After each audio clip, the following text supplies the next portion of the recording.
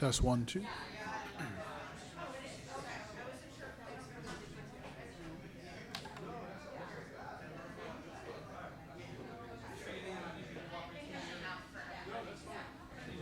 So what are your thoughts? Where do you think I should set up one of these? Probably an easy access table, right? Something I would say maybe just by the probably by the monitor because people can flag you down if they want to. by the month, by that month. Yeah, I think. So I mean, probably, honestly, whatever you yeah, I'm kind of play thinking, it by ear. yeah. So I don't want to be over here because I don't want to be from the have to walk to Right. in front of the camera. Right. So yeah, I'll probably set up one of these tables here.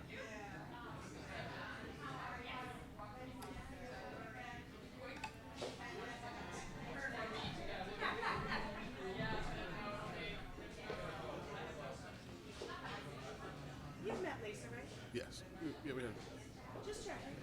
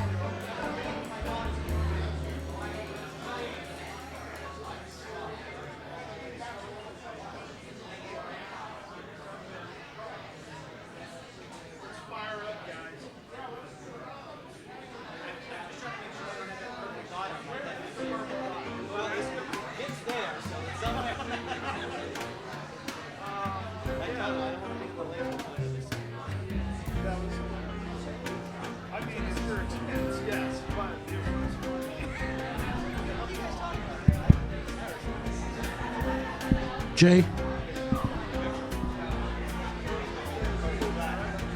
Number 8. Test 1, test. Testing 1, 2, 3, 4. Just more out here right now, Jay. If we could, thanks. Test 1, 2, 3, 4.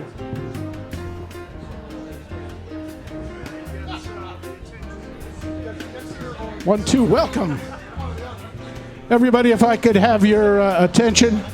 A little bit more, Jay. Folks, we'd like to have our panel take their seats as we are going to go live here coming up in less than 5 minutes. Welcome to the Cape Cod Community Media Center, and it's great to have you all here. Let me just give you a few instructions. The restrooms are down the hall to the left through the glass doors.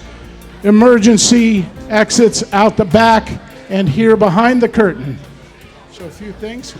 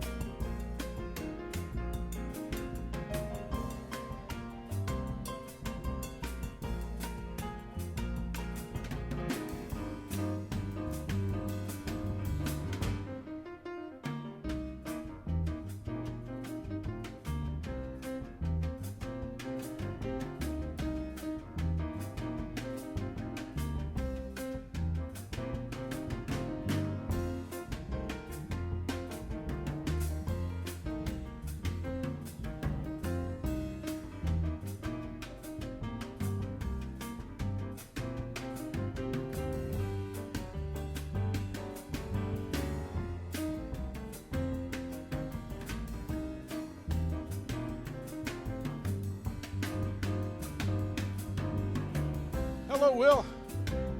Anywhere. Maddie's got you. Okay. More out here, Jay. Okay. Great. We are just about ready to start, folks, and this is going to be live on Comcast Cable Channel 98, which runs from Bourne to Provincetown, all of Barnstable County, and Channel 99, which is in the towns of Barnstable, Yarmouth, Dennis, Chatham, and Harwich. We're going to simulcast on cape.com on the website, and it'll be streaming there. It'll be streaming live on www.capemedia.org, all those outlets. You'll also be able to see the replay of this on video on demand on capemedia.org, so please go to that. Maddie, I'm going to turn it over to you, and you're going to turn it over to... Good. All right. We'll just stand. Where do you want to put him, on the right or left? All right, good, never mind.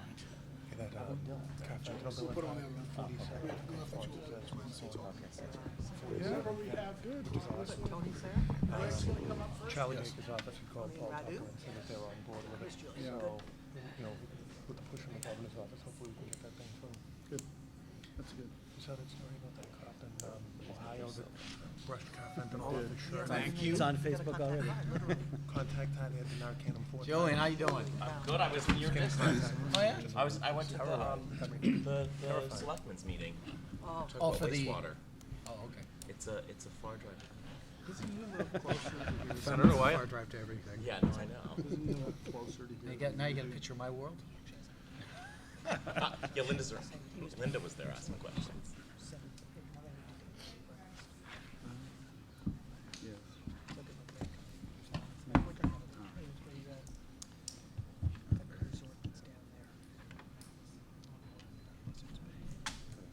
he is. And I put the millennials at the end, huh, guys? Moving wisdom towards the middle of the table. Wisdom at the middle of the table. Age. There he is. There he is. There he is. What's this, the young guys on the end? That's what they were just saying. Well, you're on time. You can pick your seat. I made it. Uno, minuto.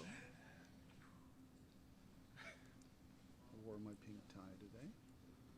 I just don't know why. But Lovely. I was thought it'd going be with my nice. pink jacket. I should have. It would have matched. Yeah.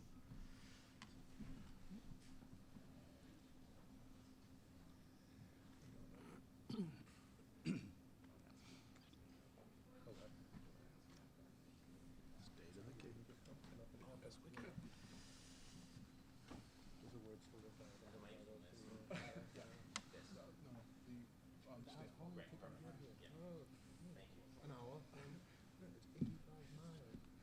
Sit on your coattail a little bit. Yeah, right. Get your Keep jacket that down from in the back. bunching up Vinny, on you you. too. Thank you. You're welcome. You know, Try just to keep my hand usually up there. But I just over that could be that one over there. That's my hair. Your hair looks great. Yeah, fantastic. You too. Who's radio? We can give you shorts and a t-shirt. Who's radio? We can give you shorts and a I t-shirt. usually go really short with that. So. I can see that. He hasn't even done his summer short yet. That's what I used to do too. I used to, Walter Apollo used to let it grow out long, and then I was about to let it go. Do we have water? Do we have water? No. So, Yeah, no, I don't have water. Stand by Matt, we're on. Close to 20 years I come down here. And good morning. Welcome to Cape Cod Broadcasting Media's second annual State of the Cape. My name is Matt Pitta, News Director at Cape Cod Broadcasting Media, and thanks so much for being with us here today online and also broadcasting live on TV. Thanks so much for being with us. We're here today in partnership with Cape Cod Community Media Center, here live on their TV channels and also broadcasting live on capecod.com. We have an informative forum coming up for you here today. This is a very unique opportunity. You see before me the entire Cape and Islands legislative delegation. Over the next hour and 15 minutes, we're going to have an in-depth discussion of issues that they're all working on, and then we'll question them on some of the other issues that are facing Cape Cod and the islands over the next two-year legislative term. We've just entered the first year of the latest two-year legislative term on Beacon Hill. We're going to start out our program with a welcome and an introduction from the owner of Cape Cod Broadcasting Media, Greg Ribone. Greg, could you please come up and say just a couple of words, please? Thank you. I want to welcome everybody here today, our second State of the Cape. A brief little on our Cape Cod Broadcasting Media. We're a locally owned company with a strong commitment to serving our community. Our people are passionate about what they do, where we live, and our Cape Cod lifestyle. Our goal in the State of the Cape is to provide a unique opportunity and a more personal approach with our entire Cape Cod legislative delegation, a live forum on issues that matter to the Cape Codders, and also an opportunity for our legislators to talk about issues, their progress, and also some potential solutions. We're very fortunate to have Cape Cod Cooperative Bank and Dowling & O'Neill Insurance Agency with us today. They're both big supporters of our community, and they're also underwriting today's State of the Cape, and I really appreciate your support. And what I'm going to do is introduce them briefly, and then Matt, we're going to toss it back to you to get going. Lisa, I'd like you to come up. This is Lisa Oliver, who's the new president and CEO of Cape Cod Cooperative Bank, a big supporter of our community. Thank you. Thank you, and good morning, everyone. It's great to be here, especially with the weather we've had in the last week. It's a huge excitement for me to be able to be part of this community, much more so than the vacations that I've had here over the last 20 years, but really to get involved in forums such as this. And it's important for the Cooperative Bank to be the second-time sponsor for the second-year event in what is a forum about community, and it's about cooperation. And at the Cooperative Bank, it's part of our name. We live here. We raise families here. We raise generations of the next Cape Codders in this environment and in this market, and it's a unique place with unique challenges. And the best way to tackle some of those is to get not only our legislators together, but the community involved in the dialogue and the discourse that's so important to making this this world of ours, this Cape Cod, a better place to be. So we're pleased to sponsor. We look forward to continued success in this way, and much success to the team up here today in the dialogue. Thanks. Thanks, Greg. Thank you, Lisa. Now I'd like to introduce John Curley from Dowling O'Neill Insurance Agency, right up the street from where our facilities. Thank you. Good morning, everybody. I'd like to say thank you for being here today and supporting the State of the Cape. I'd like to say thank you to everybody behind me, the team behind me, for all they do on Cape Cod. The only issues that we see in an insurance business for the Cape, and it doesn't matter what age, if you're a secondary homeowner or a primary homeowner, is the flood insurance issues. We have a lot of elderly people here. They're on fixed incomes. And with the remapping that FEMA did, those people really struggle on their monthly expenses. We also want to have a younger community here, and to do that, it has to be affordable. So I'm asking everybody here today if they can do their best to, if there's any FEMA issues or any kind of letters that you could put together, I'd be more than welcome to accept those and to present those to FEMA. The more letters that we can get, personally and commercially, it can only help the Cape with the mapping zones. This is tremendous pain for a lot of people, and if you can help me to support the Cape community by fighting back with FEMA to make it more affordable for everybody to live here. Thank you again. Thank you, Matt. Thank you, Greg, and thank you to our sponsors. And let's get underway. I'll introduce our panel here, and then we're going to get right into our forum. We have on the far end Cape and Island State Senator Julian Cyr, Second Barnstable State Representative Will Crocker, Third Barnstable State Representative David Vieira, Plymouth Barnstable State Senator Vinnie DiMacedo, Fourth Barnstable State Representative Sarah Peak, Fifth Barnstable State Representative Randy Hunt. In order? That's right. I guess you guys did that very well. Very nice. First Barnstable State Representative Tim Whalen, and Barnstable Dukes Nantucket State Representative Dylan Fernandez. Thank you to all of you for being here. So here's how we're going to start things out. I would like to give each of you about maybe a minute and a half. We want to find out what you've been working on in the first couple of months of this new term of the legislature. Give us just the highlights of the legislation you're working on and initiatives from each of your districts, and then we're going to get into some conversation on the issues. Julian Cyr, I'll start with you. A couple of quick, yes, that one's fine. Perfect. Good morning. Thank you, Matt, for having us all here today. And it's great to be with my colleagues who actually, this is month 5 that I'm on the job, as well as Dylan. And actually, I get to see these folks a lot because we have a really collaborative delegation here on the Cape that works on a whole host of issues. We are chest deep in budget season. So the House took up their budget last month. The Senate, we are just in the middle of that. Right now, actually, Senator DiMacedo and I filed amendments by 5 p.m. last night. Over 1,000 amendments were filed to the budget, so we'll be taking that up next week and really looking at, in the budget, how do we advance the issues and the interests of Cape Cod, Nantucket, and Martha's Vineyard in what's a pretty lean fiscal environment. We're hopeful that we're able to address a number of challenges, including wastewater, in this budget, some exciting movement as well around longstanding issues that these folks have been working on. So lots and lots going on, but really grateful to be here and to work in partnership with all of you. Thank you, Senator. Representative Crocker. Well, thank you very much. First of all, thank you very much to CCP Media and to Cape Cod Community Television for putting this all together and hosting it. I, too, am a first-term lawmaker, 2nd Barnstable District, representing most of the town of Barnstable and a portion of the town of Yarmouth, the southwestern portion, basically West Yarmouth and South Yarmouth. And it's, as I said, it's a first for me. It's a first of everything. First filings, first budgets, first everything. So it's a very unique experience.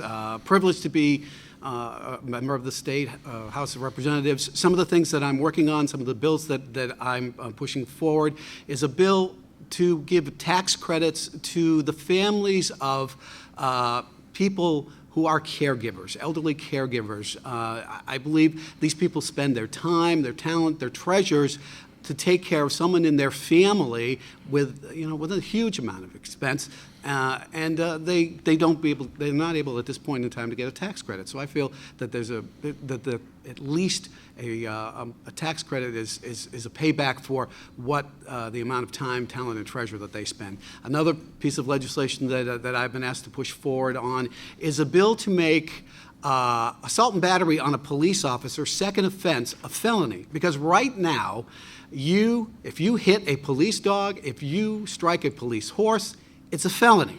If you strike a police officer, it's a misdemeanor.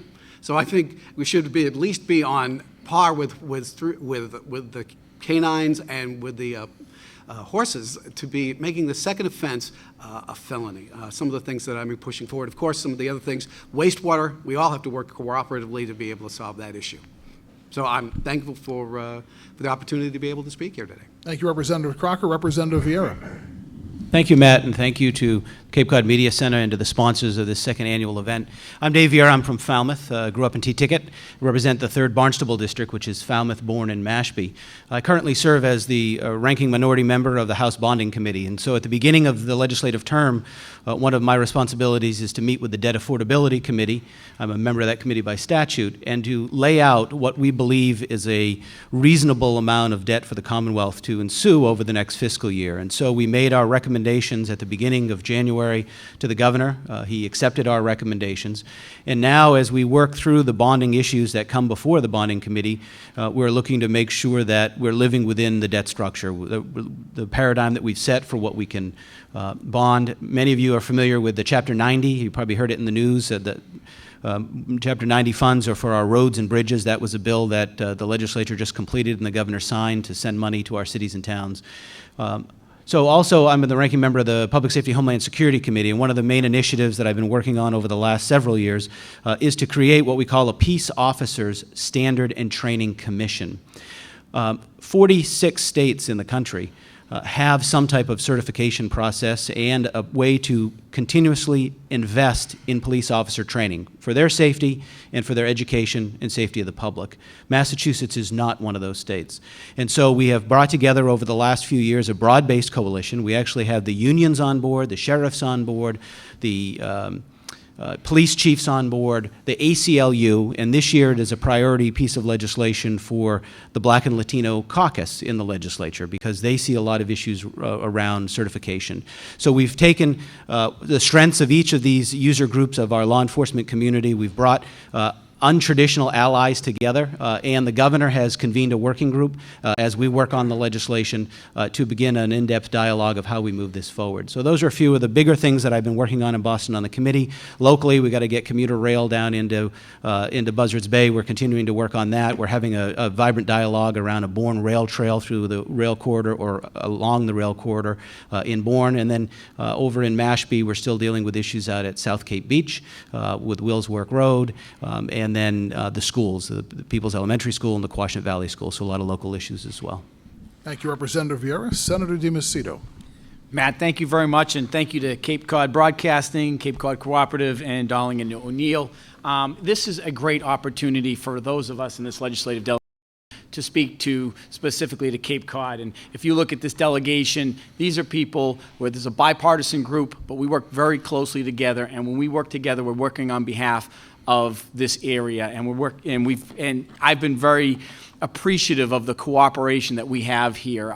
We will meet together. We'll look at the entire scope of issues that face the Cape, and we'll try to come up with a legislative package. We'll try to work together, and I think that that's been an effective model. And I think a lot of people have seen a lot of consternation and issues at the federal level, and I just want you to know that this delegation doesn't do that. We work together. We try to find consensus and common ground because we believe that's the best way to be effective in the legislative process.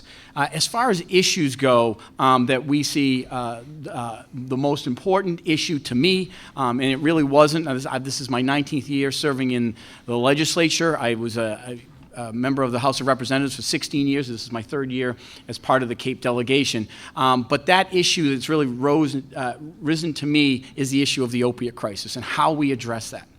And this state, I believe, as much as we have been challenged with this tremendously, have been at the forefront of starting to really tackle this crisis. We have got a long way to go, but it is our number one priority, and we're working hard to try to address these issues, and we can kind of go through some of the things that we're working on, but I wanted to talk to you about what a big concern. Second one, I think we all know here on the Cape Cod, is the issue of wastewater and this collaborative nature of the Cape Cod Chamber and so many other stakeholders working together to try to come up with a solution, and the delegation, we're working on trying to address that issue. And of course, the big economic driver for us, the tourism industry. And that has always been a priority for us. We know the significance of what the tourism industry means to our economic development, and we have continued to make that a priority.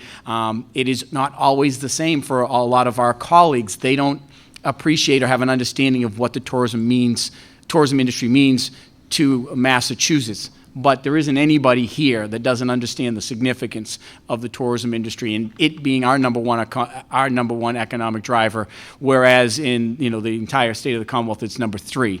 But it is a very important part of our economy, and it's something that we work hand in hand in to make sure that it's a priority up on Beacon Hill to try to get the resources necessary to make the case, why should you come to Cape Cod and spend your hard-earned money to vacation here. So with that, I thank you for the opportunity to say a few words. Thank you, Senator. Representative Peake, please. Thank you, Matt, and thank you for organizing this State of the Cape. And I want to thank all the stakeholder audience members that are out there. Off camera, the people can't see you, but I will share with the audience, this is like a who's who among not only movers and shakers, but people who care about Cape Cod on a variety of issues, from transportation to the Boys and Girls Club to tourism experts, and we could just go around the room. It's a significant group that's out there. It's always hard to follow Vinny, because I was going to start out talking about how we work so well collaboratively as a delegation. There you go. Until this very moment. That's right. So what my priorities are is I tend to focus in several areas. One around economic development. I think the wellness of our communities, which certainly includes the opioid crisis. And I guess under the economic development side, I work very closely with our fishing and aquaculture folks as well. And then transportation as well, working closely with Tom Kerr at the CCRTA to make sure that, especially as you get out towards my end of the Cape, the 4th Barnstable District stretches from Harwich and Brewster and Chatham and Orleans, and then all the way up the line to Provincetown. Transportation gets to be more and more of a challenge, and as transportation is a challenge, that leads to other challenges around economic opportunity, isolation for our seniors who live there, and a whole host of things. So that has been an issue I've been working on since my freshman term. I'm pleased, again, this session, which is my 6th session or 11th year now in the Massachusetts House, to be elected by my colleagues to be the House co-chair of the Regional Transit Authority Caucus. Just this year, working with Representative Steve Kulik from Worthington, I was a founding member and co-chair of what we're calling a rural caucus, where we're bringing legislators together from other rural areas across the Commonwealth to work on some of the similar issues we have. Transportation happens to be one of them. Chapter 70 and school funding and regional school transportation. An issue that Randy has put up front and center this session is around broadband access and getting that last mile completed. That's an issue in the Berkshires as well as in Barnstable County. So I guess you could say that this session I'm really working on finding similarly situated stakeholders from elsewhere in the Commonwealth to add strength to the voices of all of these people that you see sitting at this table, because we know there's an old cliche, there are strength in numbers, and there are other districts and other representatives and senators out there who share many of the same concerns we do, and I'm looking forward to making progress in a whole host of areas that will benefit folks here on the Cape and Islands. Thank you, Representative Peake. Representative Hunt. Well, good morning. Thank you, Matt. Thank you. Thank you to Cape Cod Community Media and all of the sponsors for this forum. This is terrific. I enjoy this.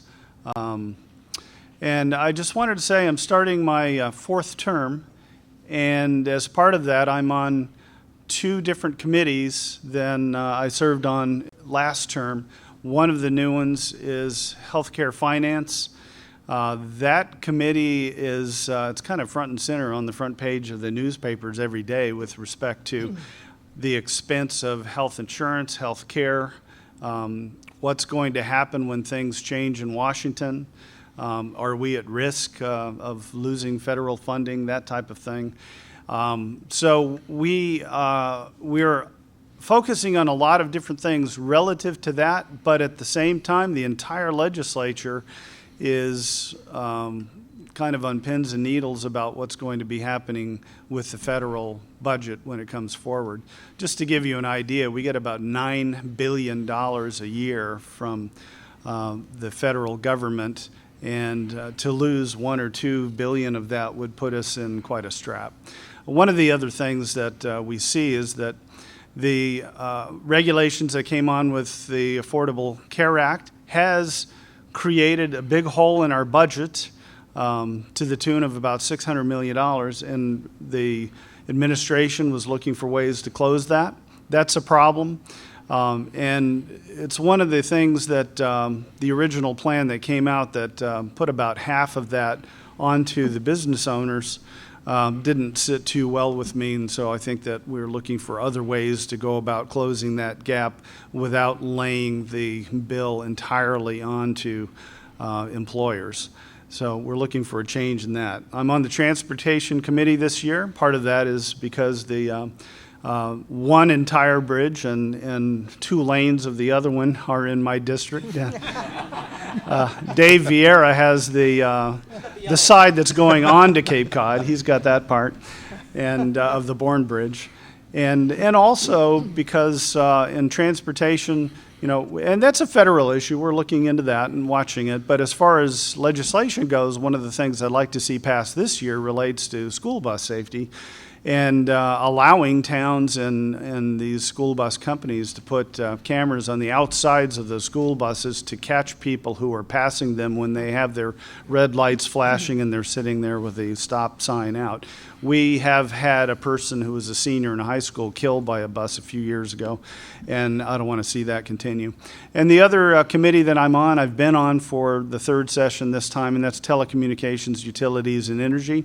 As far as the telecommunications and utility part, as Rep. Peak mentioned, we are looking at providing a competitive source for high-speed internet that goes to residential buildings on Cape Cod.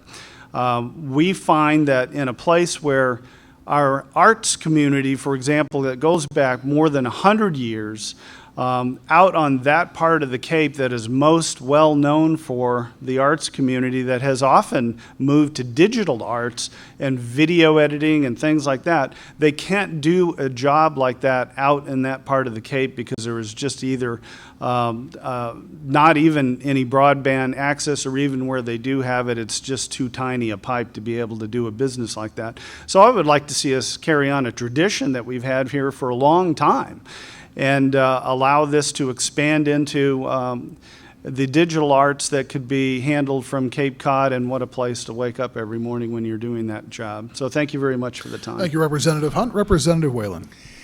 This seat has the great misfortune of putting me so I'm looking directly at the TV and seeing what I look like on TV. Whoever it was that said the camera adds 15 pounds, it adds 30. There's my self-image shattered. My name's Tim Whalen. I'm a representative from the 1st Barnstable District. I'm in my 2nd term in Boston, and I'm blessed to have this position and to represent such a wonderful part of Cape Cod. I thank my constituents dearly for the continued trust in me. I also thank my colleagues here.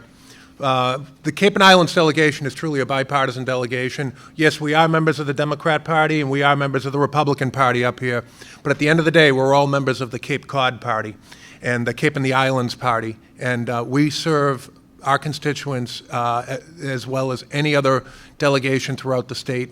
We are hardworking and we're very cooperative. So thank you to my colleagues for accepting me into the fold and working so closely with me. It's been a great benefit to my constituents as well, our continued cooperation. I'll talk about legislation is a part of what we do, Matt, but It's not everything. As we say, we file the legislation, and that's certainly a part of the job, but then there's constituent service, and there's stuff that we do on the local level, which I think eats up most of the time of what we do. Probably the biggest piece of legislation that I've filed recently was about a week and a half ago. I filed a bipartisan piece of legislation to take carfentanil, which has been in the news quite a bit, and make it illegal. Right now, under Chapter 94C of the Massachusetts General Laws, carfentanil, which is 50,000 times more potent than morphine, it's 50 to 100 times more potent than fentanyl. It's a very, very dangerous drug. It's not listed as a regulated controlled substance in 94C, Chapter 94C, Section 31. So we seek to add it to our state narcotics laws, as well as we're also looking to put a trafficking weight associated with it of 5 grams. This drug was in the news recently because there was a police officer in Ohio, to give you an idea of the dangerous strength of this drug, and it's resulted in overdoses all around New England. It just hasn't knocked on our doors yet here in Massachusetts, but it's going to, and it's going to be horrific when it does. So getting back to the story in Ohio, a police officer had some dust of carfentanil on his uniform. Just in dusting off that little bit of carfentanil on his uniform, the transdermal absorption of this highly potent drug caused him to go into overdose, and he had to be administered Narcan 4 times to keep him from expiring. 20 micrograms of this drug is enough. 20 micrograms, yes, that's not a misstatement, it's micrograms, is enough to kill a human being. So myself and Representative Paul Tucker from Salem, we took a look at this. We examined it. We worked closely with some of the stakeholders up in Boston, and we filed a bill. We now have, I'm proud to say, we have 47 co-sponsors to this piece of legislation. That means nearly 1/4 of the people in the legislature from both sides of the aisle, and I think this is important, and we've spoken to the governor's office as well, and we have the support from the Baker-Polito administration going forward. So that's just one of many things that I'm working on the legislative side. On the local issues side, one of the things that I'm proud to say is my district, which consists of a part of Barnstable, most of Yarmouth, all of Dennis, and Brewster, 2 precincts in Brewster, the town in which I live, we've really stepped up and done, particularly in Barnstable for years, have been stepping up and trying to tackle the homelessness issue. And Barnstable certainly carried the water for a lot of Cape Cod. And going forward in communicating that with some of the town fathers in Yarmouth, town fathers and town mothers, I should say, in Yarmouth and Dennis and Brewster, I'm proud to say that in Dennis, we have right now plans going forward to build a facility for 5 homeless veterans up on Route 134. And that was done through just a very cooperative effort between the Cape and Islands Veterans Outreach Center and the town of Dennis.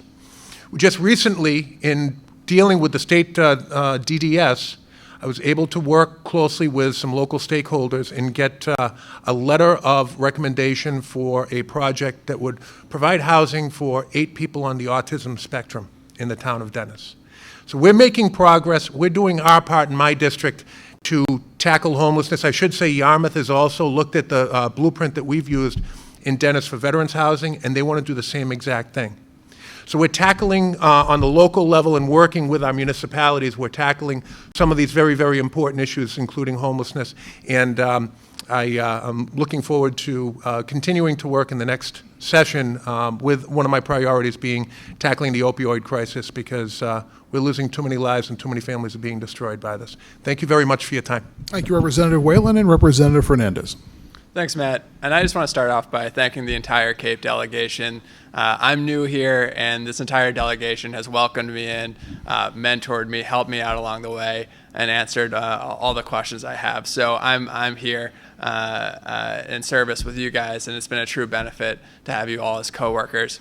So for me, I represent Martha's Vineyard, Falmouth, and Nantucket in the State House, and it is just an honor to wake up every day and serve the residents of the district that I grew up in and the district that I love. So I want to thank the residents of my home district for that. And the issues that I'm working on, the issues that we're moving forward on the State House are the core issues that face the district. And those are affordable housing, environmental stewardship, and the opioid and heroin epidemic. And lack of affordable housing is making it so that young people, working families, and seniors are having to leave the district. We have an opioid and heroin epidemic that's ravaging our local communities and devastating families across the district. And we also have environmental stewardship issues. Environmental degradation, sea level rise is really threatening our way of life on Martha's Vineyard, Nantucket, and Falmouth, and we need to tackle those. And so at the State House, I filed a bill for affordable housing, filed a bill for a 0.5% transaction fee on home sales over $2 million for the town of Nantucket. And this is a tiny fraction, a 0.5% fee over $2 million. So the first $2 million is exempt, and that small amount of money goes towards an affordable housing bank. And to me, this makes a lot of sense. It's a tiny percent tax on multi-millionaires to pay for affordable housing for the rest of us, but we've come up against some opposition on that, and Senator Sear and I are going to fight for the town of Nantucket to advance that forward. Around the opioid and heroin epidemic, we filed a novel bill in the State House that looks at long-term recovery and long-term treatment options. There's a lot of information out there on detox and short-term recovery and how cost-effective and efficient it is. There's a huge dearth of information about long-term recovery options, which ones are the most effective, which ones are the most cost-efficient. And we as a state are spending millions of dollars on this crisis. People paying out of pocket are breaking the bank trying to pay for long-term treatment options. And so we need to know as a state which options are the best so that we can make recommendations to those struggling with addiction on which long-term treatment options will best serve them. And when it comes to environmental stewardship, just last week, I went up and testified on a bill that I put forward to align Massachusetts as a non-state party signer of the Paris Climate Agreement. And we've seen nationally how our federal government is really taking a step back when it comes to climate action, and I think it's time for Massachusetts to really send a message not only to the rest of the country but the world that we stand in solidarity with the global community around climate action. And we were working with the Woods Hole Research Center, an institution in my district that's the #1 climate advocacy group in the world right here on the Cape. So they've been up testifying with us. And then we were also advancing a bill around ocean acidification. And we've seen how the pH drop in our water, and that has huge ramifications for the ecosystems of our coastal communities. And over in the Pacific Northwest, an entire shellfishing industry was devastated and decimated, and they had to move all the way to Hawaii because their ocean became too acidic, and the shellfishing industry the shellfish couldn't form there, and so they had to move the industry. So we're working with the Woods Hole Oceanographic Institution locally on advancing a bill around ocean acidification as well. So those are the three kind of core priorities, and thanks, Matt, for the opportunity to talk about them. Thank you very much, Representative Fernandez. So what we'd like to do now, we're going to kind of go what I'm going to call kind of a lightning round. We're going to go through as many topics as we can, and so I'll come up with a topic and ask you to join in, whoever would like to kind of pop in on the question, and we'll have a bit of a roundtable question, and then I'll move us along to the next topic. I do want to stay with the opioid issue because it is so critical. I have right here, and I know all of you have read this as well, this is the report from just a couple of weeks ago from the State Health and Human Services, and I'll read just some of the statistics for the basis of our question. So based on estimated numbers, in 2014, there was a 40% increase in the opioid-related overdose death rate from the prior year. In 2015, there was a 31% increase, and in 2016, there was a 16% increase. Now, the rate of increase came down, but yet still a rate of increase. So for the delegation, in terms of realistically what lawmakers can be doing and should be doing, Representative Whalen, you came forward obviously with your fentanyl bill, so we'll take a volunteer first question out here, and really realistically, what should the legislature be doing? I see Representative Vieira would like to weigh in on that. Matt, just recently, Governor Baker has been discussing what he calls opioid 2.0, and it was really going back for the battles that we lost in the first comprehensive bill that we did a couple of years ago. Things around the transition period for mandatory stays with the hospital. You know, we do this intake evaluation was how we reported the bill out from conference, but really being able to take individuals that are in a position where they're unable to make a healthy choice at the time. We were able to get, through outside section of last year's budget, a protective custody statute, which is something that I had worked on for a couple of years. We finally were able to put it, tuck it into the budget last year for a short period of time. So for years in Massachusetts, law enforcement could hold you for a period of time when you were intoxicated, but if you were high, they couldn't, because the statute was very specific that you had to be intoxicated on alcohol. And so we have that very short-term protective custody extension, but I really think that we need to work on the battles that we lost in the first opioid bill to make sure that we have that period of time, because as everyone knows, it's hard to find locations, beds for individuals. So they come out of the emergency room and now we got to find a bed. Well, if there's no way to have that person somehow in the control of the system to be able to make it to the bed, by the time the bed opens, quite frankly, many times they're overdosing again. And so that's something that I think is very important. We've got this critical transition period when individuals overdose the first time. Prevention, I'll let someone else talk about prevention, but right now this intervention piece has got to be strengthened because we had to water it down the first time, and we're trying to rally the troops again to get it the second time. And I'll let Randy talk about medical assisted treatment, because I think that when he brought this forward in its first generation, we see so many advances that we have to promote in medically assisted treatment. Representative Hunt. On that topic, thank you. Medically assisted treatment is, if I could get some water up here, Yes, I'll pay you we $1, Matt. We'll grab some water. Sorry. It's $2 for you. Okay, that's... Then don't answer the question. It's the water. It's the water tax. I'll explain that one to you later.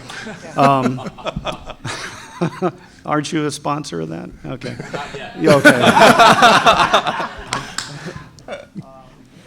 Seriousness relative to medication-assisted treatment. You know, of course, it's Lance Lambros who, Yes.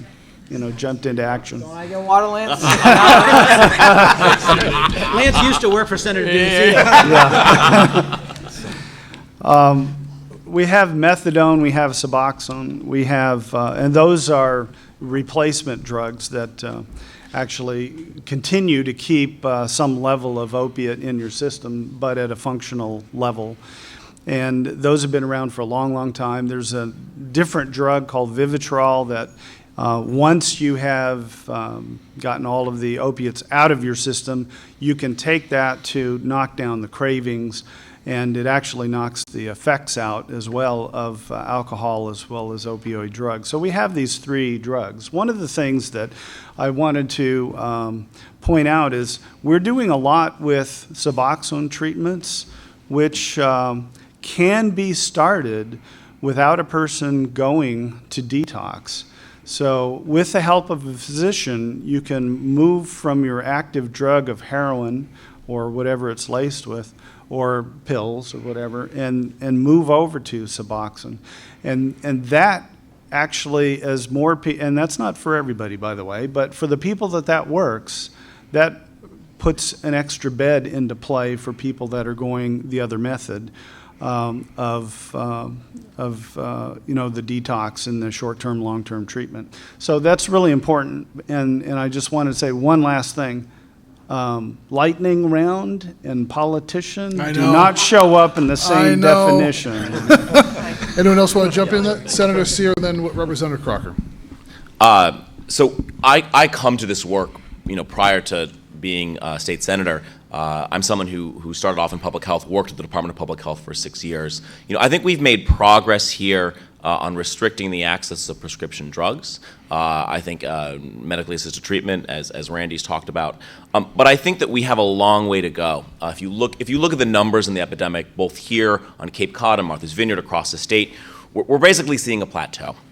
And I think in looking at the research around how do you have successful interventions for people who recover, this is a disease and a brain disease that essentially takes people 7, 8, 9 years to recover, and they live with for the rest of their lives. So first, how do we build a real culture of recovery that supports people, even beyond 30 days, 90 days of treatment?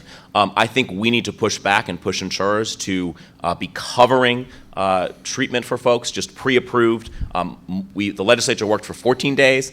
There's a proposal that I'm supporting for 30 days. From a public health perspective, it really should be 90 days or more. The fact that you as an individual, if you're struggling with this disease, so much of the time that you, or really, frankly, your advocates are spending is just navigating the insurance aspect, navigating beds. And then we've got to get really serious about prevention.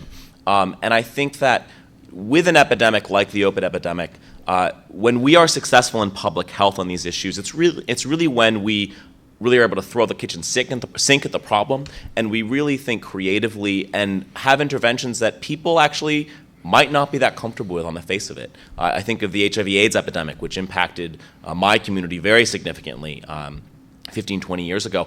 We have made tremendous progress, specifically in Massachusetts, on this epidemic because we did things actually that we knew worked from an intervention perspective, but that people were uncomfortable about. And so one thing we're trying to work on in the Senate budget is some proposals like that. A controversial but interesting proposal is something that the Massachusetts Medical Society came out in very strong favor of. The Medical Society is not is often not on the forefront of putting out recommendations, but they're asking the state to look at basically safe injection facilities, which have had some success in San Francisco, in Vancouver, elsewhere.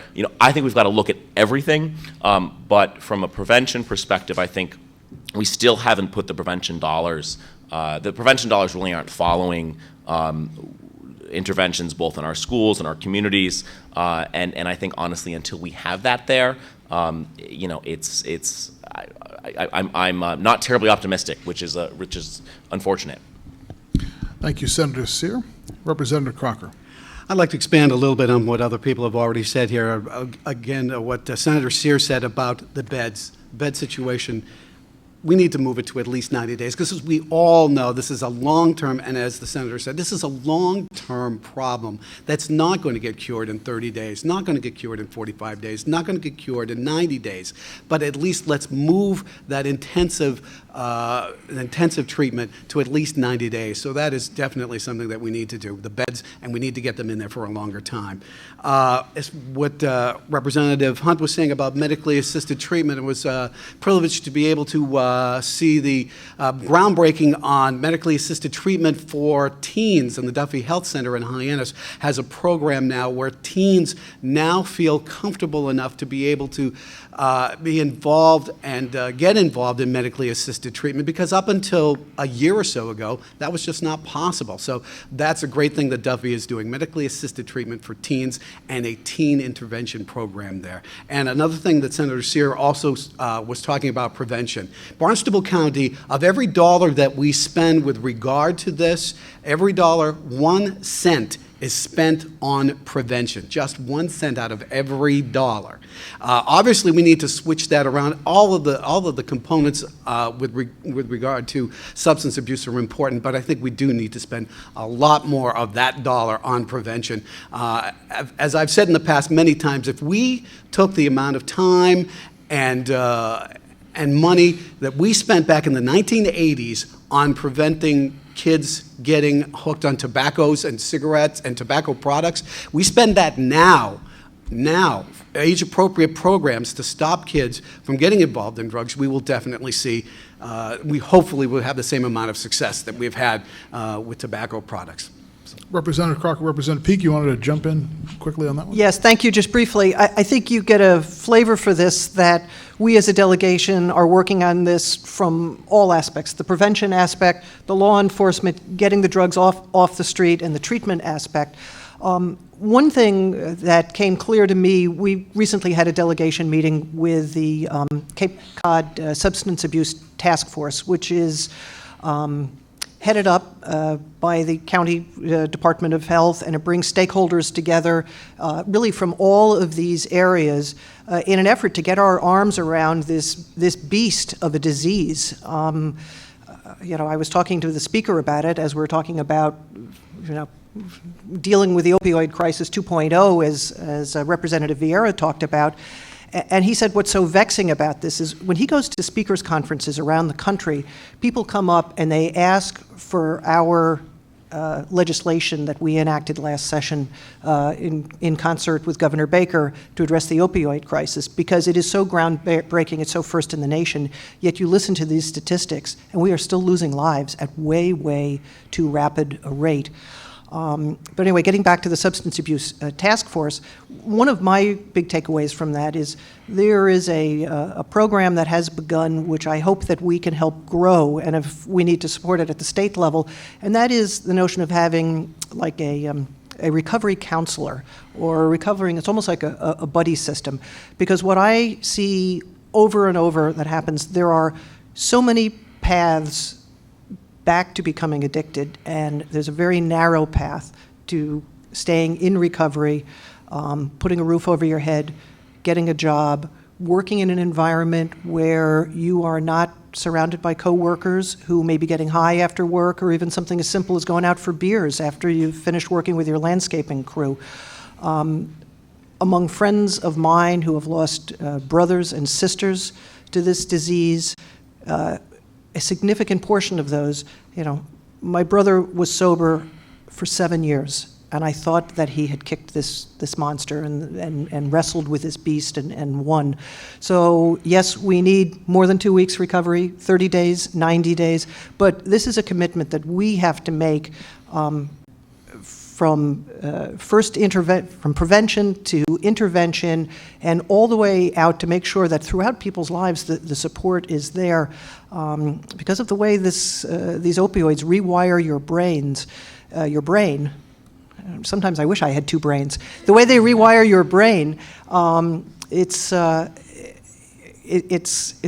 difficult, daunting, and takes lots of help and all along the spectrum to be able to have a sustainable recovery. And anyone, Senator DiMacedo?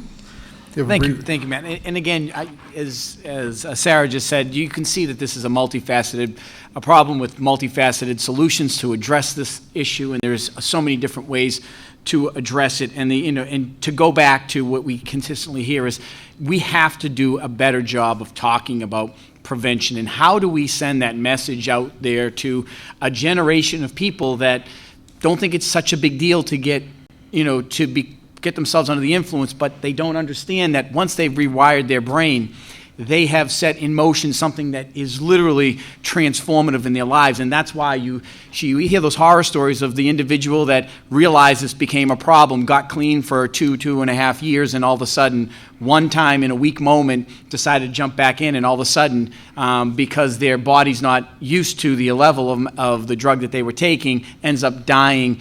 And so we have got to make this. And the reason that we're talking about this and we're spending so much time on this is because that's how important this issue is. It is so significant because every week we are ending up at a funeral for a 20-something-year-old individual and older. We're seeing it affect everybody, but it is that important that we're talking about it so much because we know that it's that important. So prevention, I just want to commend the representative in regards to, Tim put a piece of an amendment in the budget there in regards to fentanyl, and what we're seeing happening in regards to fentanyl is that another example of that people were doing heroin, and now the heroin's been laced with fentanyl, far more potent, and that's what's killing them. And we believe that we have to send a strong message for those people, because the reason they're using fentanyl is because there's a lot of money in it.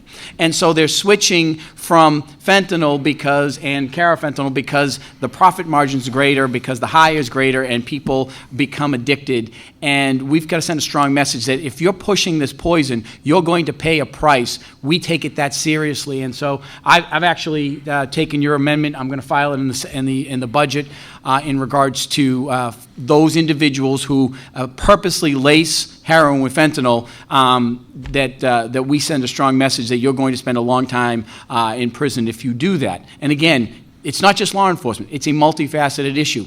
But these are things that we know are happening, and the reason that people are dying is because they go and they end up using a drug, and the majority of people that are now dying are people that are dying because of fentanyl. It's, you know, and I'm not saying, don't get me wrong, heroin's not good, but it is, they're taking that addiction and they're adding the fentanyl, and that's why we're getting into even this carafentanyl. Who even thought of it? These are terminologies that we hadn't heard of 4 and 5 years ago, but we're hearing about them now, and I hate, you know, we're having to react. But I certainly hope and pray, just like we've done with the tobacco world, you know, the tobacco world, that we've made it that it's not socially acceptable. I hope that we can get to that place where we can send this message that, you know, doing, you know, drugs is not socially acceptable, because it really is changing people's lives. All right, thank you, Senator. Representative Whalen, you have a brief comment for us? With emphasis on the word brief. Brief? I'm getting to this point. It is like basically a three-legged stool. We have prevention, we have treatment, and we have enforcement. The three legs of the stool that are going to help get us past this crisis. And I'm not all just about you know, the enforcement end of it, but except for when it comes to drug traffickers, we need to lock those people up and throw away the key, because they are destroying families and destroying society in order to make money. These people are beneath contempt, and they belong in a cold prison cell for a long time. Now, beyond that, we have to look, you know, looking at the root cause of a lot of these problems. I think of two statements, one from President Ronald Reagan, when he said that the greatest social program in the history of the world is a job. And I think of Governor Baker when he spoke at his first inaugural address, and I refer to it as the first inaugural address because I'm looking forward to his second one. He described a lot of what he saw as part of the problem with the addiction issue is that people are losing hope. People need hope as well.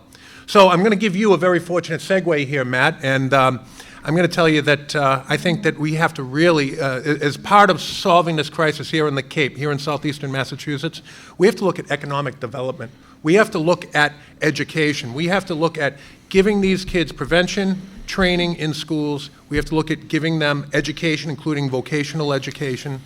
And we have to give them good-paying jobs on the other end. And as we know, I mean, economic development is something that I'm sure is on your checklist of things that we're going to go over, Matt. But we have to get behind it, we have to support it, and we have to stop using excuses about why we can't welcome new businesses down here to the Cape. And I challenge the various chambers, I challenge the Cape Cod Commission to welcome these large employers down here to the Cape. Work even harder at what you're doing. Let's create jobs. Let's be a job generator down here on Cape Cod. Let's give these people hope. Let's give them a reason to get up in the morning and go to a good-paying job that they can support their families with. And Representative Fernandez. Dude, just to round out the delegation on this issue, I just want to talk about the islands, because that's 2/3 of my district, and this issue, the issue of the opioid and heroin epidemic, is a little different on these communities because they're so isolated. And one of the things I was really thrilled to move forward through the budget were two pieces. One was an appropriation around mental health and substance misuse care for Nantucket, and then also we set up a fund for those who need treatment and need access to care on island, to be able to pay for their transportation to get off island to get that care. Because on Nantucket and on the Vineyard, there's a huge lack of beds for the opioid and heroin epidemic. And just to kind of, and the last point I'll make about this, because there's already been a lot of terrific points made, is the prevention piece.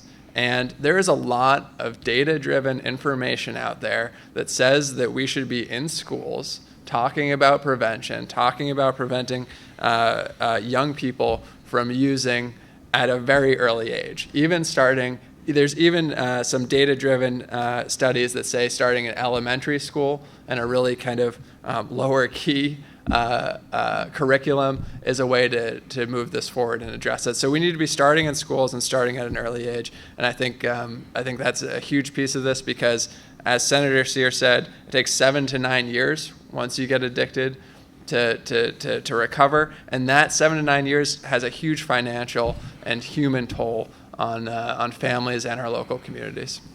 Thank you, Representative Fernandez. We did spend a lot of time on this topic. It is obviously clearly one of the most pressing topics that we face here. So we're going to try to move through some of the other topics a little bit more quickly here. And we will go to economic development. So what I'd like to do is have each of you, if you'd like to weigh on this, but again, briefly, just just an initiative that you're working on, maybe one initiative, because as I look out into our audience that our TV audience can't see, I see many of our small business owners here, many of our employers here in the Cape, in addition to the banking industry.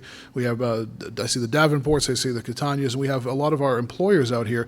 They're facing a lot of challenges. So what can you do? What would you like to do to help out many of our businessmen and women who are with us here today? Give me your 45-second answer. Who wants to start? We'll start with Representative Peake. Great. And then We'll start at this table. What do you think? And then we'll right. While the topic's still fresh in people's minds.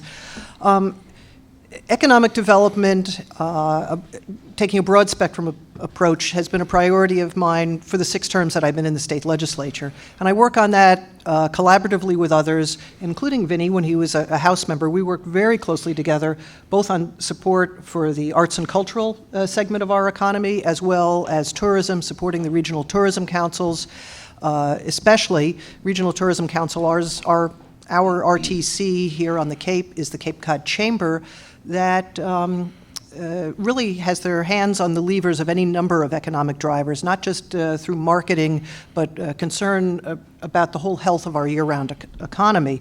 So working with our cultural institutions, working with our tourism institutions, and then also I work very closely with the Lower Cape CDP, the Community Development Partnership. That is our local community development council. Through the rest of the state, they're known as CDCs. On the Outer Cape, because we like our own names, it's called the CDP. They have a number of programs that are, unbelievably effective. Part of the reason I started the Rural Caucus is we see a lot coming out of Boston that are economic initiatives that benefit urban areas, like the city of Boston. I happen to think it's a great thing that GE has relocated to Boston, but that's really not going to do much for us here on Cape Cod. What might help us more is the $2 million in statewide funding that we're looking for the community development corporations across the Commonwealth to be able to use for small business technical assistance. What they do with that is they offer business plan writing, coaching once you get your business up and running, and ongoing support for those businesses. Businesses out in my area that have benefited from that technical assistance program are things like when Mac Hay first started Mac's first seafood restaurant down on the pier in Wellfleet over a decade or so ago now. He went to the Community Development Partnership and sought their help and advice. He now has, I think, about 4 markets throughout the Outer Cape, employs about 200 people, many of whom are year-round jobs, has several restaurants, the Wellfleet Shellfish Company. I mean, this is just a small example of how giving somebody the help they need can grow their business. Salty Market in Truro is another example. Chequesset Chocolate. There's a fisherman in Chatham who, through a microloan program, was able to haul his boat out for the winter a couple of winters ago and do some repairs and retooling and refitting. So now he's able to fish off of a variety of stocks and hold a number of different permits, which, by the way, the CDP is involved in a permit bank program also that enables him to provide a better livelihood for his family. So in my mind, supporting them through ensuring adequate level of state funding is absolutely a no-brainer. And then you can't talk about economic opportunity and economic vitality on the Cape and ignore the affordable housing issue that we have. In my hometown of Provincetown, I give all sorts of credit to the Board of Selectmen there who are really thinking outside the box and how to address this housing crisis that we have. And looking beyond the housing that would count towards your 40B, 10%, and saying, well, that's okay, we need some of that low and median income housing, but we're also seeing need for housing for people who earn upwards of 150 to 200% above the Cape Cod median income, because even if you have a job, let's say working as a police officer and with overtime and all of that, you're making $80,000, $90,000, $100,000 a year. maybe you still can't afford to live in the community or a community near where you are working. So we need to continue to look at the vitality of our economy on the Cape and the islands. It's a similar issue out there in a holistic way. I think if we look just at job growth and economic activity without looking at the housing side of things, we do that at our own peril, and we'll end up just spinning our wheels and not really making a significant difference. So those are what some of my priorities are in that area, and I think as a former small business owner, having owned a bed and breakfast for 23 years, I bring some experience and real life sort of boots on the ground experience to this, and enables me to go to Boston and talk about our issues on the Cape in a very real way to people who maybe are only down here in the summer to play a couple of rounds of golf and go to the beach and do some shopping, and then they head off Cape and they don't really know what life is like here and what our challenges are. Representative Crocker, Economic Development in 60 seconds. Go. Bingo. You know, as a former newsman, I know what 60 seconds is. I will be very brief. You can't have economic development without housing. We need to be able to develop more housing, any terms of housing. I leave the Cape, when I'm headed to Boston, I leave the Cape at around 6:30 in the morning. When you're going over the bridge, the next time around 6:30 in the morning, take a look at the people who are coming on the Cape. On a Tuesday morning at 6:30, they're not coming here for the weekend for tourism-related developments. They're coming here to work. They can't afford to live here. They can work here, but they can't afford to live here. Let's talk about mixed-use development. When you're talking about town centers, let's put some apartments on Main Street in Hyannis, things like that. Let's talk about outside of the box. Let's talk about mixing generations, co-generational housing, putting millennials in with seniors. They have things that they consider, that have common ideas. Let's talk that conversation. Let's get the Cape Cod Commission. Let's get the towns involved, changing your zoning regulations. Again, you cannot have economic development until you have a place to live down here. All right, who wants economic development for 60 seconds? Senator Sear. Is this on? Okay. I grew up in a small business as well. My family owned a restaurant, a seasonal restaurant for 28 years. Most all of our businesses here, aside from the hospital or maybe my predecessor's business, are small businesses, 25 or less employees. The Senate President has appointed me chair of the Community Development and Small Business Committee. This is the committee with oversight of small business issues. Sarah mentioned the small business assistance grants. We're carrying that in the Senate. You couldn't get it done in the House. We're trying to get that done. I think I want to mention two other things. On housing, we have been talking about housing affordability since Dylan and I have been in middle school, and that's actually been a long time. And I think that people here have an allergy. We need to have an honest conversation about the allergy that we have to development. We need denser development in our historic villages.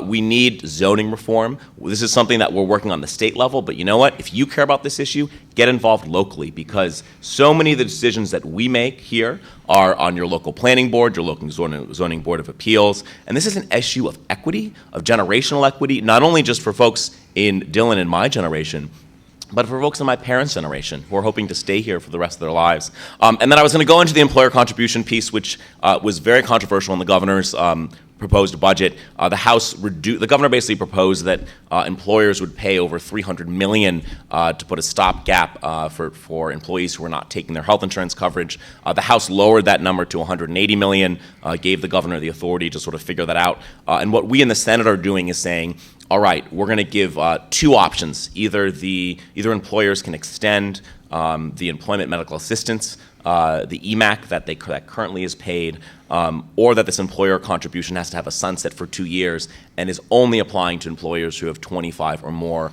employees. And so this is an attempt really to protect our small businesses, to honor what is a challenge that we have in the Commonwealth, but really to make sure that we're protecting our small businesses. That was more than 60 seconds. I'm sorry. Representative Whalen promises me 30 seconds of response. You believe me. The Office of Consumer Affairs and Business Regulations and Undersecretary John Chapman began a review about a year and a half ago to take a look at the regulations that we place on our businesses right now and find out what we have that's overly onerous. And you know what? They're finding that they're exceedingly onerous regulations on a lot of our businesses, which are holding them back. And I support Under Secretary Chapman and his staff as they continue to go through this mess and find out where we can find these regulations that either no longer apply or just they don't have the value on the back end to support what they're doing to the businesses on the front end. Because we need to basically, I think, lighten up a little bit on the businesses and allow them to expand and allow them to grow. The other thing that I want to do is I also want to call upon, as I did earlier, call upon our business industry, call upon our chambers, and call upon the commission to continue to do what you're doing in supporting our small businesses, but please recruit year-round employers down here. We do a great job getting tourism down here and promoting our tourism industry, but I really want to see more of an emphasis put on bringing down year-round employers. We have some year-round jobs down here right now, but not everybody wants to be a cop. Not everybody wants to be a firefighter, a school teacher, a nurse. We need to expand the industries, diversify the industries with these year-round jobs. We need to make that a focus. And I'm saying that as the father of a daughter who graduated from Nauset Regional High School, went to school in Maine. She now lives in Boston because she got a degree in communications. And Matt, you know her because she interned for you. She did intern for me. And she's up in Boston because that's where the jobs are. So we need to keep our young people home. And part of that, as we talked about earlier, was the affordable housing is an incredibly important piece of that. But we also have to have good paying jobs with potential growth for them to go into as well. Thank you. It was a long 30 seconds. I told you, shame on you for believing me. Representative Hunt. I'll do mine in 15. Go ahead.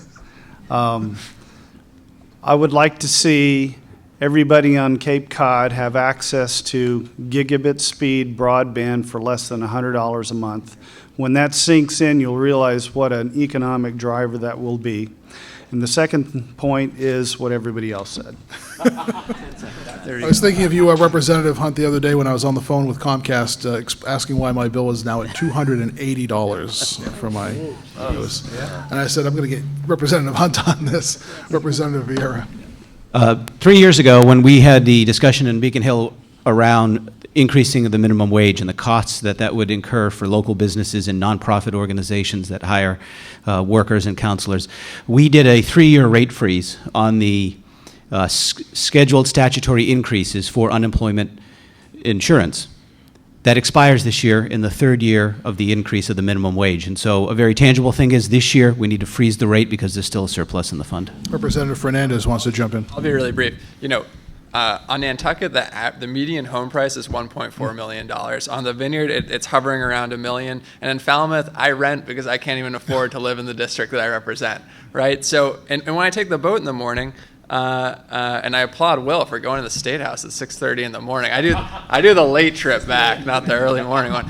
But, you know, my point is, and so I filed a bill, and Julian filed it as well, a home rule petition, this 0.5% tax on multi-millionaires and their home sales over $2 million. So the first $2 million isn't even tax. And a little percentage of that goes towards affordable and workforce housing. Common sense. And it's a tax on multimillionaires who, by the way, the vast majority of them don't even live in Massachusetts. And we think that this is a really kind of innovative local way to solve this problem, because a lot of the affordable housing piece comes down to funding.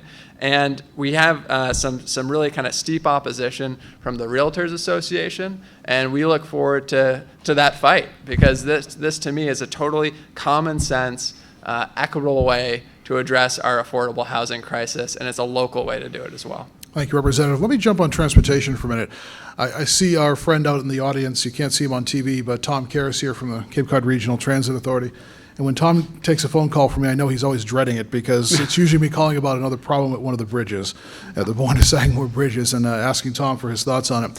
So let's do another little bit of a lightning round here. We all understand that the bridges are federal. We understand the waterway is federal, but there has been discussion about somehow doing a state takeover of those bridges.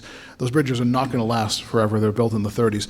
Very briefly, from who'd ever like to jump in, is there anything you can offer from the state level that you'd like to see happen? Representative Hunt, please. Okay. From the state level. And a bridge and a half is in your district, right? Or bridge and 3/4? That's correct.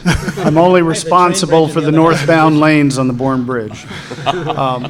Look, this issue of replacing the bridges is squarely on the playbook of the feds.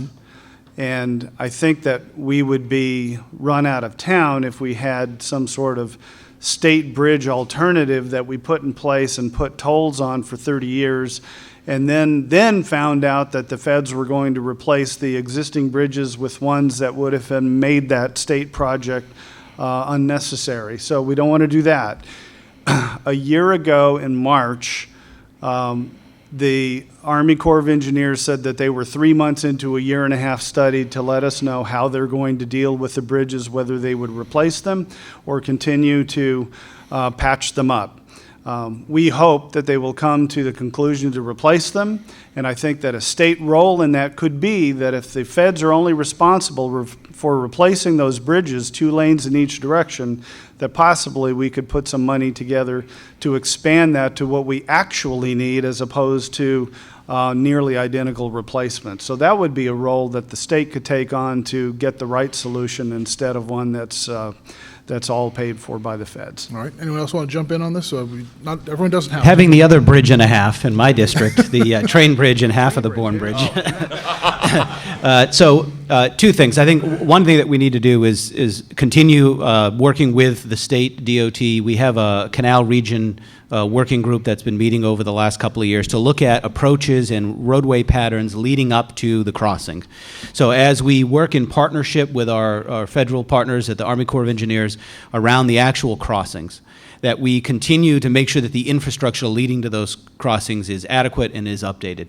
And then we need to continue to work. Today is the final day of public comment, if anybody's interested, 5 o'clock today, to support the new South Coast Rail Phase option, Phase 1. The administration, Baker-Polito administration, is looking at how do we get South Coast Rail to happen, and if we try to get through the Hockomock Swamp, it's going to take another 10 or 12 years to do that permitting, but we can begin within the next year a project to use existing rail lines to come down that corridor. If we do that, the potential transfer for that South Coast Rail coming out of New Bedford and Fall River would be a new station in Middleborough where the CRX station is, and that would allow us to provide commuter rail services out of Buzzards Bay and through Wareham. It might have to be a 2-seat ride, but if it's a 2-seat ride under this paradigm, it'll be a cross-platform transfer. So if we can increase commuter rail options from the Cape to South Station, and we can deal with the infrastructure surrounding the canal region, and then we've got to make sure that our senators and our congressmen stand up to the federal commitment that they have, because they're required by federal law to provide 2 crossings for motor vehicles, a crossing for a train, and a ferry. And they got rid of the ferry years ago, and we never held them accountable for that. So let's fix the bridges. Senator DiMacedo, you want to jump in on that quickly? Well, since I have both districts totally in my district, No, the point is that some things are starting to happen. The conversation is getting real in regards to this. And what we're really hoping for is to get a consensus of what people on the Cape want to see in that bridge. And I know there are people having a conversation about this, but we're really looking forward to you, as Representative Hunt said, we want to make sure that we're doing what the constituents want. We know that those bridges built in the 30s are clearly deficient for providing the traffic to go across them. And God forbid something ever happened to one of those bridges, the impact that would have in this region is very significant. And so we cannot allow that to happen. And that's why that conversation is going. But I want to encourage I know the people in the chamber and the economic development community. What exactly are you looking for, and what do you want to see these bridges? What do you want them to look like? We know that there's been models that have put out there to address this issue, but we want to find a consensus so that then this delegation can go to work and try to move this up the ladder as far as priorities that are happening at DOT and, of course, at the federal level. So that's just a quick statement. Thank you, Representative Peake. You wanted something quick on that? Thank you. As somebody who drives over those bridges regularly, and I have a skinny car, it's a white-knuckle ride every time you cross the bridge in either direction. And if you happen to be next to a truck or something like that, so there's no question that a replacement, I'm of the mind that a replacement is necessary. I don't think you can make an existing bridge that's close to, how many years old, wider. Another piece of this, and Representative Whalen and I have talked about this, we have to focus our attention on and get our arms around the lack of parking at the Exit 6 park and ride. And there are people that would be taking the bus to Boston. If we get the commuter rail done, that could take a shuttle to the commuter rail to have an intermodal transportation link. But I know myself, time and time and time again, I look for a space in that parking lot, and there is not a space there. You end up driving to Sagamore, which, by the way, is the other side of the bridge, so you're already adding to the traffic congestion. As we've stuck our toe into the waters to try to bring some resolution, it's like the classic case of who shot Sam. You know, this one. So, you know, the town of Barnstable issues tickets, the state police patrol it, Mass DOT has some oversight over it, the Plymouth and Brockton bus, it's a private entity, and now Peter Pan, do the pickup there, and it's state-owned land. So I think because of the jurisdictional complexity of it, it's been a difficult thing to wrap our arms around. But I have seen the situation just worsen over the last 5 or so years. You know, just anecdotally, as we had a couple of snowstorms this winter, I happened to park there one time, and then after a snowstorm or two, the snow had melted. There were any number of cars that were parked halfway out into the lane because people had come and they had parked and left them for at least 2 weeks because it had been 2 weeks since the snow. So they're getting free parking there, while somebody who wants to use the commuter lot for commuter purposes can't find a parking space there at all. So that also has to be on our agenda as we look at the bridge issue. I want to let's jump to another issue. I'll let the other reps who weren't in on this question. I want to kind of combine wastewater and the environment, and again, brief answers. We're seeing recently at town meeting, we saw that Harwich and Chatham have agreed where they're going to be sharing a facility in Chatham. We know there's a tri-town discussion ongoing with Yarmouth, Dennis, and Harwich right now. So there's a lot of collaboration. Towns like Mashpee are being very proactive with using shellfish propagation. So very briefly, from the state level, from the legislative level, what continued support will you be giving to our towns here on the Cape? Julie, Senator Sear, we're going to go to you. Continuing support for dealing with our wastewater and our environmental issue. So if you look at the wastewater problem, we have about a $4 billion problem here, and under the planning that's been underway for over a decade, the assumption is that our communities will take half of that cost and 25% will come from the state. And so what we as a delegation have been working on is how do we find a tool, how do we find a mechanism for that 25%, essentially $1 billion. In this current fiscal environment, I think just getting a direct appropriation of $20 million a year just isn't going to happen. So there is talk of new revenues, especially coming from expanded room occupancy. That could be a real game changer. What we've been focusing on, and I've been really focusing on, is how do we give communities a tool to opt into a place where new monies could go. And so that's something that the delegation and my office has been leading on language on this, but really hopefully having a proposal to the towns very soon to give them a tool where they could pool those resources and essentially provide a fund, a grant mechanism where a town like Chatham and Harwich can go together, or the tri-town effort to get some resources for this. So we're really trying to push. The state's made a commitment. It's in the 208 plan that the governor signed off on, that the state's on the hook for 25% of this, for $1 billion of it. So we're really focused on how do we get those resources, and how do we give our towns a tool. So more to come. So I know Representative Fernandez, I want to let you get in on this. You weren't in on the last question, so if you give us a quick answer on that. Great. Yeah. So quickly, I suppose I was really excited to be able to secure nearly $250,000 in this year's budget for local aid, and a huge portion of that went to shellfish propagation, $175,000 for the entire Cape and Islands for shellfish propagation. We know that shellfish, especially oysters, are just terrific at filtering the nitrogen out of our water. They're also delicious, and they're a core economic driver in our region. So it's not only environmental, but it's also cultural and economic. A really great piece to get in there to help combat our water quality issue. But I couldn't agree more with Julian. I mean, we need to set up a mechanism of funding to combat water quality issues, because we have a $4 billion crisis here on the Cape and Islands, and that is almost unconscionable amount of money, and it's really hard to wrap your head around that. We need a fund to take that on, and so very supportive of the senators' efforts, and we've all been working together on this. The only thing I'd add on the last piece that we're talking about around transportation. We're talking about transportation over the bridge. Just thinking about transportation locally, encouraging our bike paths, putting more markings down for people to be able to bike to work or bike recreationally. You know, I was my brother went to school for a semester in Amsterdam. We went out and visited him as a family, and everyone just bikes. There's basically no cars on the road. And is the Cape going to become Amsterdam? No, but we need to be, whenever we're putting down new roads and new markings in our towns, we need to be considering bike lanes and adding that to our transportation infrastructure. Representative Whalen, you wanted to quickly in on that, and then Representative Quickly Peake. seems to be the operative word here, It is Matt. my word of the day. Okay. In fairness to our business community and to our chambers of commerce, I fully understand that one of the things that's holding us back with our economic development is the wastewater issue.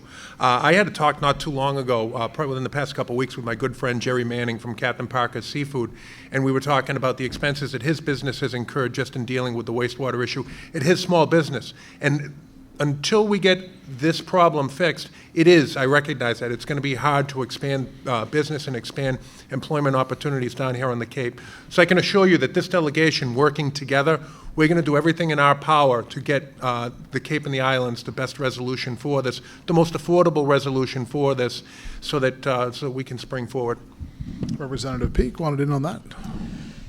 Yes, thank you. And of course, there's a cost to addressing the issue, but there's a greater cost to not addressing the issue. The degradation of our harbors and embayments, it puts our tourism industry at risk, it puts our shellfish and aquaculture industries at risk, it puts our fishing communities at risk. And those of us who live here, and I think there's probably most people on the Cape, we enjoy our beaches, we enjoy our beautiful harbors and our ponds.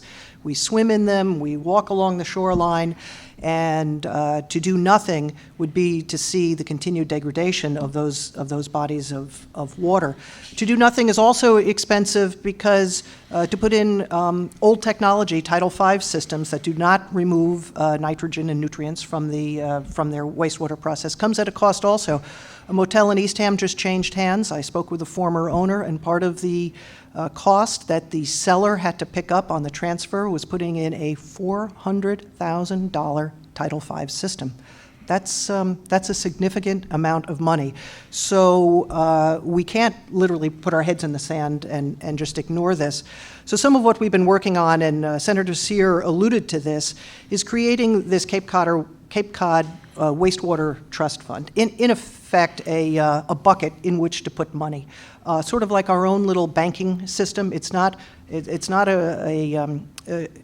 an entity that is responsible for design or engineering or building or planning or mandating, but it is a creature, if we get it done, will be a creature of statute that will be allowed to receive funds and then leverage those funds to borrow, to turn those monies around, and at 0% offer them to our communities, saving them hundreds of thousands of dollars in borrowing costs moving forward as they go with these regional and town meeting approved plans to address the wastewater issue that's been approved under the 208 plan. One of the areas that we are starting to take a look at to fund this, because it's one thing to have a little bank or a little bucket, but if there's no money to leverage to be able to do this borrowing, what good is it to have this bank or this bucket? So one of the areas that we're looking in is there's been a lot of talk recently of closing the loophole on the room occupancy tax so that as a local option, communities would be able to opt in to impose the hotel and motel tax on all short-term rentals. So you come to my community in Provincetown and you stay for a week, maybe even in my house, that you would be assessed the same room occupancy tax as somebody who's staying in a bed and breakfast. So my sense is, I don't have a B&B anymore. That's right. No. About that. So my sense is that that legislation finally is getting legs and moving forward. We have the governor discussing one version of it, we have the House discussing another version of it, and actually in the Senate budget, there's yet a third version. But this is good because everybody's talking about it, and we can reconcile those differences. We're really good at that. So what we're looking at as a model for this is currently in Boston, Springfield, and Worcester, there is a convention fee that is assessed on top of the existing hotel tax. And that has built like the BCEC, and it's supported tourism in the city of Boston and led to the development of these convention centers. So we're kicking the idea around, kind of kicking the tires on it, of having as a local opt-in, more tools in our Board of Selectmen's and Town Councilors toolbox, a wastewater fee that would be added onto this new group of rentals that the room tax will be assessed on. And we think that can generate a significant amount of money outside of the real property tax base. Because the other option is, if this has to come out of our real estate taxes, there's close to $4 billion in costs. We just had a conversation about affordable housing. Talk about unaffordability. If people see their real estate taxes double or triple, we're going to see that outflow of traffic across our old bridges across the canal. So there's some very real proposals that we're working. There'll be more information about this later. But kind of the bottom line is, and what we're working on, is, as a former selectman, I'm a big believer in giving our communities an option of tools to work with, and then leaving it up to those local policymakers, the Board of Selectmen, the Barnstable Town Councilors, and ultimately a town meeting vote to decide which of the tools they want to pull out of the toolbox in order to be able to fund some of these things. We've done that with a local option on the meal tax. We do that currently with the room occupancy tax. The local share is anywhere up to 6%. Only 4 towns are at the max of 6%. The rest of the communities are somewhere below it. So I'd like to put a few more tools in their toolbox so we can make this more affordable for everybody. Representative Vera, quickly. Yeah, real quickly, I just want to mention, we heard about oyster propagation. We heard about existing Title Vs. So what we have to do is continue in the spirit of the 208 plan to look at adaptive management when we have new opportunities. And in the economic development bond bill that we passed recently in the legislature, we did have an earmark for the test site that Judge Hoyfelder is running up at Joint Base Cape Cod. So we need to continue to get that into the capital investment plan, get those funds released, and continue to develop those alternative technologies so that potentially we could do denitrification cheaper on site and not have to build these big sewer systems. Representative Crocker. Yes, thank you very much. As a Barnstable Town Councilor, Representative Peake, we look forward to getting those tools in that toolbox. Some of the things that we're doing already in the town of Barnstable is shellfish propagation. We have a huge project going on in North Bay and in West Bay and Osterville, and those are things. Emerging technologies. Let's look at emerging technologies with regard to what you do in your individual residences, and Title V, we know, doesn't take any of it out. Let's look at changes to those technologies. We know that wastewater has no boundaries, so we need to work together and commend the towns of Harwich and Dennis and Yarmouth working together, and all the other towns that are beginning to work together because, as I said, wastewater has no boundary. We have 4 minutes left only. My last question is going to be, I'm going to ask the delegation to pick somebody to answer the question for me. Can you folks agree with someone to answer the question? Because Terry. It all depends on the question. Oh, no, wait, let me get the good question out. Senator DiMacedo, just quickly, I know that the delegation and tourism officials from the Cape have been trying to press to get more money back in from the tourism budget that was cut. Just quickly, we have about 2 minutes, 3 minutes. Any word on, are we going to be able to see any more money into the tourism promotion budget? And you will answer for the delegation. Is something that we've all worked very closely on. We know the significance of it. We have consistently seen administrations not make this a priority. They see a lot of other priorities. We believe as a delegation, because we know investing in advertising brings people to the Cape, which helps our economic development. So we're going to continue to do that. We have filed monies to do that. The House has done it. The Senate has done it. The governor's office actually did it a different way this year. We didn't necessarily agree with it, but there was an acknowledgement as far as the revenue piece. The amount of money that should go towards tourism development was certainly higher than it has been in the past, but we don't necessarily agree on that. We believe that local control, the regional tourism councils, are so important because what's important here on the Cape is very different than what's important to the Berkshire County or what's important to Boston as far as what tourism, or in the area of Framingham that has a lot of places to stay in, and they pay into this fund. So We're working on that. We're trying to make this, again, a priority, and it takes people that know to make the case to the rest of the legislature. So we're going to continue to fight this fight. We've been relatively successful, not as much as we would like, but far more successful than if we had just left the previous administrations and the current administration to do it the way they wanted to do it. And I certainly appreciate working together, and I think we all have the same thoughts on that. Senator, thank you. Our time has run out. I would like for the audience, if you would please thank our delegation for being here with us today and spending time. This is clearly a unique event to have every single member of our legislative delegation on hand. Senator Sear, Representative Crocker, Vieira, Senator DiMacedo, Representative Peake, Hunt, Whalen, and Representative Fernandez. Thank you so much for being here today. We really appreciate it. We hope to have you back next year for our 3rd annual State of the Cape. That will bring our 2nd annual State of the Cape to a conclusion. I'd like to thank all of our lawmakers for attending, our sponsors, the Cooperative Bank of Cape Cod and Dowling O'Neill Insurance Agency, my colleagues at Cape Cod Broadcasting Media, and especially Terry Duenas and his staff here at the Cape Cod Community Media Center. Terry, thank you to all of you, all of your staff, for being our host here today. We hope you have a great rest of the day and a great upcoming weekend. Thank you so much for being with us here for the 2nd annual State of the Cape.